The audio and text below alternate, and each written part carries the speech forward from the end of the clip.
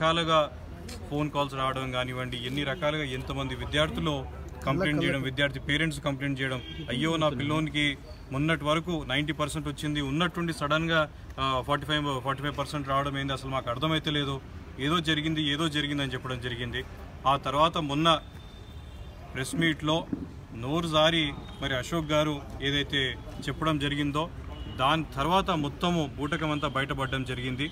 ఇంత నిర్లక్ష్యం వహిస్తూ మరి ఇంటర్మీడియట్ బోర్డు వాళ్ళు ఈ విద్యార్థుల జీవితంతో ఒక ఎట్లా చేస్తున్నారంటే అసలు పట్టించుకోకుండా, అసలు ఇంత జరుగుతున్నది, దగ్గర 14 మంది విద్యార్థులు ఆత్మహత్య చేసుకోవడం జరిగింది. కనీసము అసలు వాళ్ళకి కాన్ఫిడెన్స్ ఇచ్చే విధంగా మంత్రి కానివ్వండి, లేకుంటే ముఖ్యమంత్రి గారు కానివ్వండి, ఎవరో ఒకరు ముందుకొచ్చి ఎవరు భయపడకండి, మీకేం కాదు, మళ్ళొకసారి టోటల్గా మేము రీవాల్యుయేషన్ చేపిస్తాము అని చెప్పి కనీసం కాన్ఫిడెన్స్ కూడా ఇవ్వలేనటువంటి పరిస్థితి. ఏమంటే ట్విట్టర్లలో మెసేజ్లు పెట్టడం తప్ప బయటకు వచ్చి ధైర్యంగా మీడియాని కూడా ఎదుర్కోలేనటువంటి పరిస్థితి మళ్ళీ ఇప్పుడు ఉన్నటువంటి ప్రభుత్వంలో ఉన్నటువంటి వాళ్ళు ఉన్నారు. ఎంత దురదృష్టకరం. ఈ పిల్లల భవిష్యత్తుతోని వీళ్ళు నాటకాలు ఆడుతూ ఉన్నారు, ఈ పిల్లల భవిష్యత్తుతోని వీళ్ళు చెలగాటం ఆడుతూ ఉన్నారు.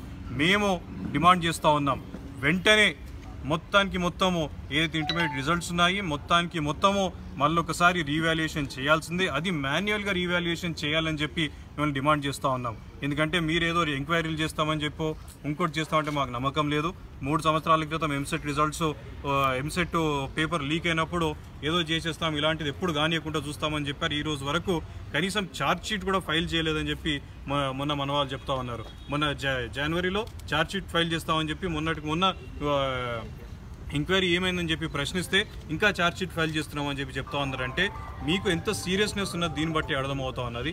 తెలంగాణ ప్రజలు మిమ్మల్ని ఒక బాధ్యతతో మీరు ఒక బాధ్యతగా వ్యవహరిస్తారని చెప్పి మిమ్మల్ని ఎన్నుకుంటే ఈరోజు కనీసము ఎవరి బాధ్యతలు వాళ్ళకు అప్పచెప్పినటువంటి వాళ్ళు వాళ్ళ బాధ్యత చేయకుండా మొత్తం విద్యార్థులను ఎంతో అన్యాయం పాలు చేస్తూ ఉన్నారు. మీరు ఇమీడియట్గా ఎవరైతే విద్యార్థులు చనిపోయారో వాళ్ళకి ఎక్స్గ్రేషియా ప్రకటించాలి.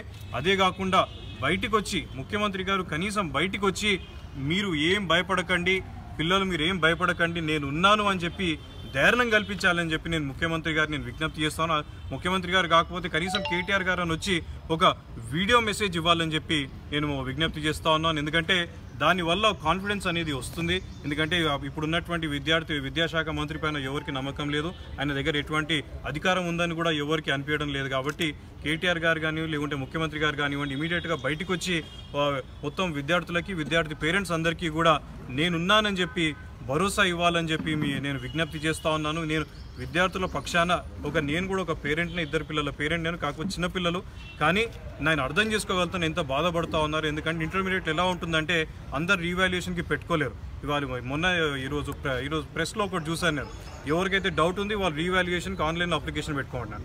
ఆన్లైన్లో అప్లికేషన్ పెట్టుకుందామని పోతే అక్కడ వెబ్సైట్ కూడా పనిచేయడం లేదు. ఇంత దురదృష్టం, ఎంత నాన్ సీరియస్గా ఉన్నారో దీన్ని బట్టి అర్థమవుతా ఉన్నది.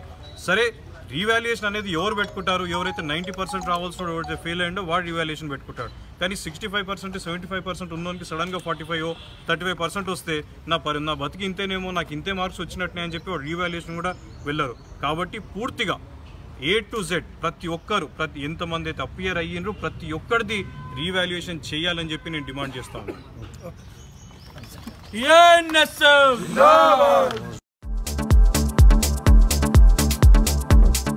Please subscribe New Waves